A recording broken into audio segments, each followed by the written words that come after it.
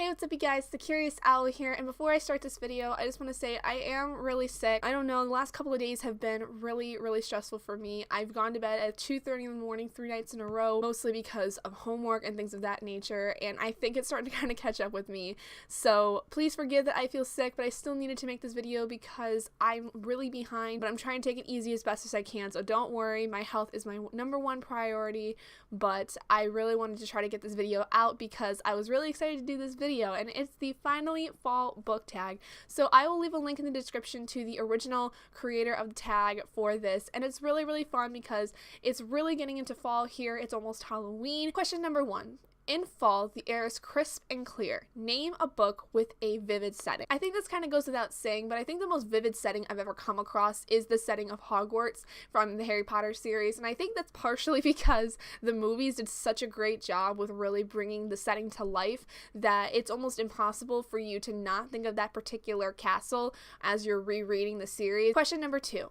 Nature is beautiful, but also dying. Name a book that is beautifully written, but also deals with a very heavy topic. I think for this one, I'm going to choose Identical by Ellen Hopkins because although I love Ellen Hopkins' writing, I think it's absolutely wonderful how she uses poetry to tell a story. The story of Identical is very dark, as it entails the story of two sisters, one of them who is sexually abused by their father and basically is unable to really make any connections with people, especially males, because she's so afraid. Question number 3 is fall is back to school time. Name a nonfiction book that taught you something new. I think the most recent nonfiction book I read was Feel Good 101 by Emma Blackery, because that was a collection of essays about different parts of life that she's experienced, that she tells through her stories of things that she went through growing up, things like family and love and abandonment. All of those stories were really interesting to delve into her as a person as opposed to just knowing her as a YouTuber or a musician like I do.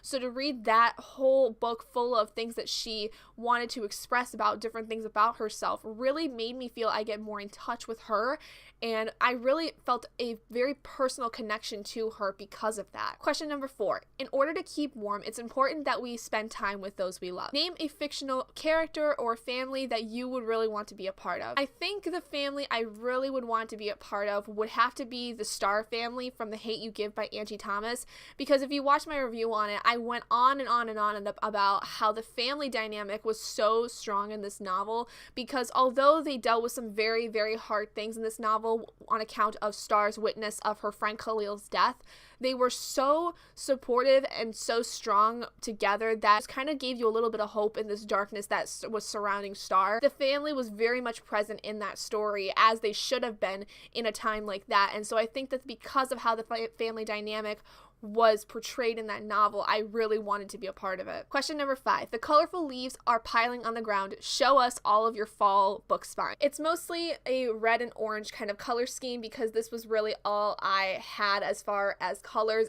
in my dorm. So I've got books like Dorothy Must Die, Allegiant, Catching Fire, The Elite, which is the second book in the selection series. I also have 2 of my textbooks that I have for class. I have In the Palm of Your Hand, which is a book that teaches you about the different forms of poetry and different rules about poetry. I also have Fiction Writer's Workshop, which is a handbook talking about the different aspects of fiction that you need to be aware of when writing. I also have Turtles All the Way Down by John Green and Harry Potter and the Prisoner of Azkaban by J.K. Rowling. Question number 6. Fall is the perfect time to do some storytelling by a nice and cozy fire. Share a book where somebody is telling a story. I think for this one, the book that really comes to mind of a character who actually tells the story of what happened to them is If I Stay by Gail Forman, where the main character, I can't remember her name off the top of my head for some reason, but she tells a story of her family getting into the accident and her kind of having this out-of-body experience for the majority of the novel and remembering these memories that she has with her family and with her boyfriend.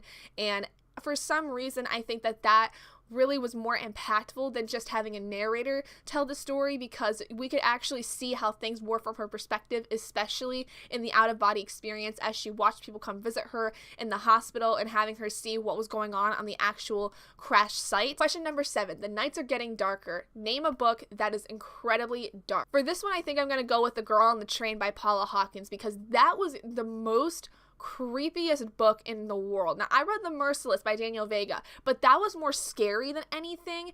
The Girl on the Train was just absolutely creepy and suspenseful, and I really didn't know how to feel about it for a good 75% of the novel, but once we really found out what had exactly happened to the missing girl Megan, things really started to get a lot more sinister and a lot more dark, and I really enjoyed reading that. Question number 8, the days are getting colder. Name a book that will warm somebody's heart on a cold and rainy day. I think for this one, I'm gonna go with The Unexpected Everything by Morgan Matson, because I just remember when I was reading that for the 24-hour readathon and I finished the entire book in like 7 hours.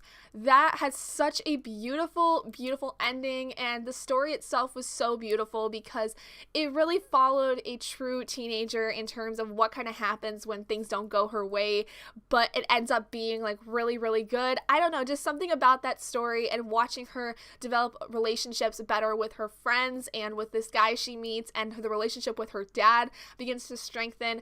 It just made my heart just feel so happy and so free that I think on any cold and rainy day, if you pick up this book and you start really getting through it, it will really make you feel like you want to go out and just be with your friends and have a great time and reconnect with your parents so that you can try to have as good of a connection as possible. Question number 9. Fall returns every year. Pick a book that is a recurring favorite of yours. There's a lot of books, I think, that are going to be recurring favorites, and that's partially why I'm rereading the Harry Potter series and will be rereading some of my favorite series of all time. But I think the one that I will always go back to, and that's the one I always refer to when I think of a really good story, is The Morganville Vampires by Rachel Caine, because I just loved how this whole series, the entire story arc, really developed and how everything was very unexpected and how it really just was well done in terms of the pacing and the balance of romance and action and thrill and suspense and all of those things.